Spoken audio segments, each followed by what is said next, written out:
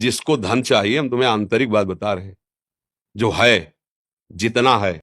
एक बार हम वाराणसी में घाटों में रहते थे, तो वर्षा होने लगी, तो भाग के हम ऐसे, छतरियां होती उन पे बैठ, तो देखा एक आदमी ऐसे पड़ा था और वहीं से जल प्रवाह ऐसे जाना था। वर्षा शुरू हुई, तो हम कहा ये मुर्दा है या जिंदा? तो उनका, बाबा ये जिंदा है। हम कहा तो अभी बह जाएगा और गंगा की धारा में चला जाएगा। अरे बोले बाबा ये काशी। हम कहा नहीं, ऐसा कैसे? तो उठ क्यों नहीं रहा? बोले उठ ऐसे कैसे? उसको गलित कुष्ठ है, वो रगड़ रगड़ के चल पाता है। तो हम कहा वर्षा हो रही, भागे वहां से। अरे बोले वह काहे को? या तो ऐसे हम भाग के गए, मवाद ऐसे गंदा ऐसे सब घाट में पड़े।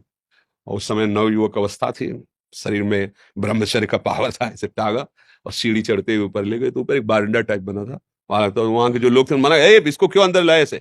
हम कहा 1 मिनट में तुम्हारी भी स्थिति ऐसी हो सकती है, ऐसा नहीं कहना चाहिए, आप बिल्कुल सावधान, इसको हटाइएगा। जब उसको लेटाया ना, तो जो हम आंख खोला, फिर जब लेटाया उसको, और जो देखा आपको क्या बताएं, ऐसा प्यार भरी दृष्टि से जब देखा, तो हम ऐसे ऐसे उनको, अब हमारे पास तो किंचन कुछ ना सुविधा है, ना पैसा है, ना भोजन है। घाट में रहते थे, जो महादेव जी दे देते थे, उससे में रात दिन अपने भजन मार्ग, किसी आश्रम में नहीं जाना, किसी से मांगना नहीं, ऐसा एकांत। पर उनकी जो दृष्टि मिली, तो ये जो आज आप लोग सुन रहे हैं, जो आज आप लोग अनुभव कर रहे हैं, ये केवल इन्हीं महापुरुषों की कृपा से है। साधना तो क्या है, जैसा बना वैसा, वो क्या कृपा में बहुत बड़ी ताकत। मान लो पशु है, अब वो क्या, कहाँ दवाई मांगेगा, कहाँ जैसे, अब उसका पैर टूट गया है, हम उसको ले जाएं जहां पशु अस्पताल, उसको दवाई करवाएं, उसको जब तक थोड़ा ठीक ना हो जाए, तो उसको खान पान की भगवान रीत जाएंगे। सच्ची मानिए, पर ये बातें सबकी समझ में नहीं आएंगी। अगर ऐसे भाव से चलो, तो पूर्व का जो अशुभ कर्म है वो नष्ट हो जाएगा। वो अशुभ कर्म ही हमें दुख देता है, अशुभ कर्म ही दुख देता है। ये जो हमें भुलावे में डाला जाता है ना, कि हम ये कर देंगे तुम्हारा दुख दूर हो जाएगा, बिल्कुल नहीं।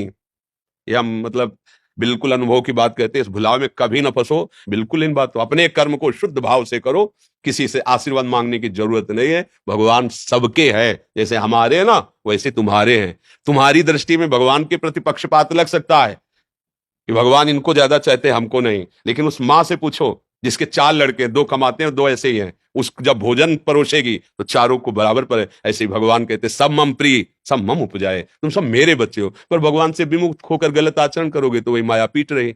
सही ढंग से चलो, पीछे की बिगड़ी बना लो, आगे का मंगलमय मार्ग हो जाएगा। नाम जप करो, कोई नशा मत करो, जो अर्थ कमाओ, माता पिता परिवार को सेवा, और किसी ऐसे को जिससे बदला लेने का भावना हो। जैसे मान लो हमने आपको जल पिलाया, तो कभी आप हमको हाथ जोड़ के भी राधे राधे कहेंगे, ऐसी भावना नहीं हो। ऐसी किसी की सेवा करो, किसी पशु, किसी पक्षी, किसी ऐसे व्यक्ति की, वो तुम्हारे लिए इतनी जोर का काम करेगा कि सब व्यवस्थाएं बननी शुरू हो जाएंगी। वो कैसे बनाता है समझ में नहीं आता, और जब कर्म बिगड़ जाते हैं तो कैसे बिगड़ता है संभाल भी नहीं पाते। इसलिए उसको रिझा लो, सारी बात बन जाएगी। भाई वो वृद्ध कोई ऐसा भूखा प्यासा बीमार पड़ा हो, इन बातों पे लोग ध्यान नहीं देते। कोई पशु ही है, सेवा का अवसर मिला है, तन मन धन से कर दो, से उसका परिणाम जो आएगा। हाँ, अगर हम धर्म से चले तो सर्वलोक महेश्वर भगवान, ऐसा नहीं कि वो देख, 1 सेकेंड भी कोई ऐसा नहीं है जिसको भगवान नहीं देख रहे हैं। मान लेना, 1 सेकेंड भी ऐसा नहीं है कि वो तुम्हें देख नहीं रहे। जिसको धन चाहिए, हम तुम्हें आंतरिक बात बता रहे हैं, जो है, जितना है, उसी से माता पिता भाई बंधु और आए हुए अतिथि और किसी एक बाहरी दुखी जिससे हमारा कोई मतलब नहीं, उसको सुख पहुंचाना शुरू करो। फिर देखो दरिद्रता नष्ट ना हो जाए तो हमें बता देना। किसी एक भूखे को 2 रोटी देना शुरू करो, किसी एक ऐसे दुखी को सहयोग करना शुरू करो, देखो आपकी उन्नति शुरू हो जाएगी।